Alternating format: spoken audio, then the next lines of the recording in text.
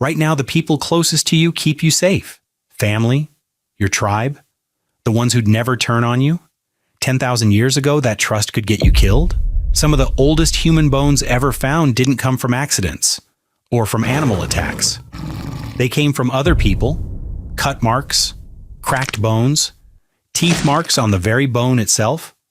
Not always enemies either. Sometimes it was family who did it.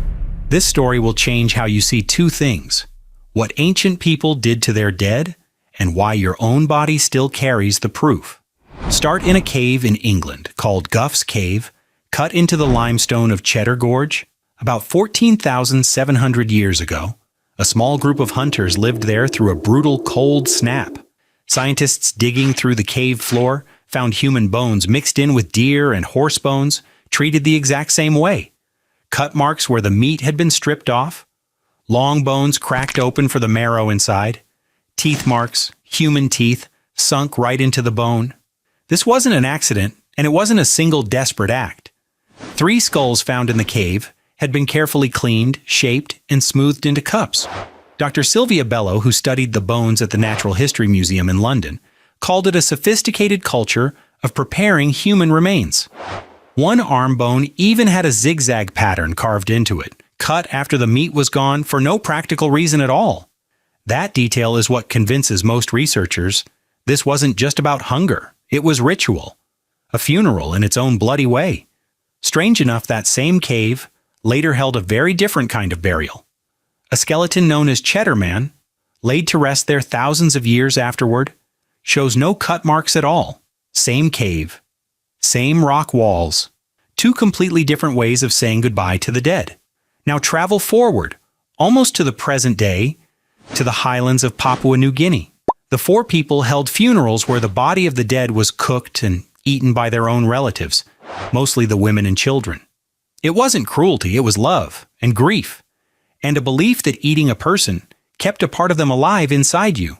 But something started killing Fore women at a horrifying rate through the 1950s. Their hands would shake, then they'd lose the ability to walk, then to speak, then they'd die, always within a year.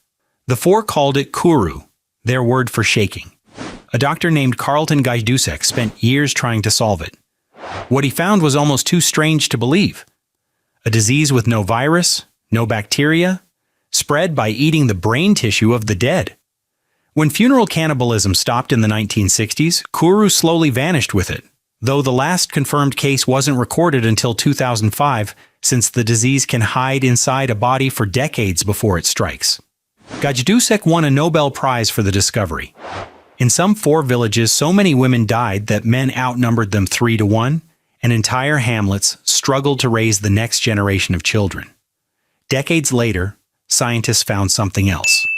Some Fore descendants carry a small genetic change that helps protect their brains from this exact kind of disease. Their ancestors' funerals, over generations, quietly rewrote their DNA.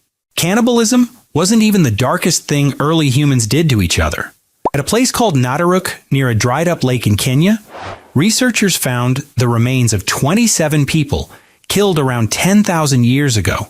10 of the skeletons showed clear violence: skulls smashed in, arrow points still lodged in bone, hands that appeared to have been bound before death. Among the dead was a woman, far along in pregnancy. Researchers called it the oldest solid evidence of group warfare on record, long before farms, before cities, before anyone had a reason to fight over land. Some of the weapon fragments were made of obsidian, a black volcanic glass that wasn't found naturally anywhere nearby. That single detail suggests the attackers weren't local. They came from somewhere else, armed with a plan. Not every scientist agrees with the full reading of the site. Some argue the bodies weren't all from the same event, and that a few of the injuries could have other explanations. But even the doubters agree on this much. The desire to kill in groups, in an organized way, is old, far older than most of us would like to admit. There's a reason the word for eating human flesh still carries so much history in it. When Columbus reached the Caribbean, he heard the word cannibal from the people he met, and used it to name a tribe he believed ate human flesh. In their own language, that same name meant something closer to brave ones, One word, told by strangers to justify conquest, buried a people's own name for their own courage. It's still the word we reach for today, whenever we want to call someone less than human. Some of what Columbus wrote was almost certainly exaggerated, used later to defend taking their land. The fear of the cannibal became a useful story for the people doing the real killing. So what do we do with all this? It's tempting to look at Gough's cave, or Nataruk, or the Fore, and think, those people were savages and we've moved past that. But the line between love and violence in these stories is thinner than we'd like. A skull turned into a cup could be an act of hatred toward an enemy, or a way of keeping someone close after death. A body eaten at a funeral could be the deepest form of grief a culture ever built. The dark secret isn't that ancient humans were cruel, it's that cruelty and love in early human life often came from the very same hands, sometimes in the same afternoon, over the same body. Somewhere in a cave in England, a set of hands once turned a skull into something meant to be kept. Somewhere in New Guinea, a family once ate their dead out of love, and paid for it with a disease no one understood for decades. Somewhere by a lake in Kenya, a group of people never made it home. We call these things dark secrets, but they were never hidden.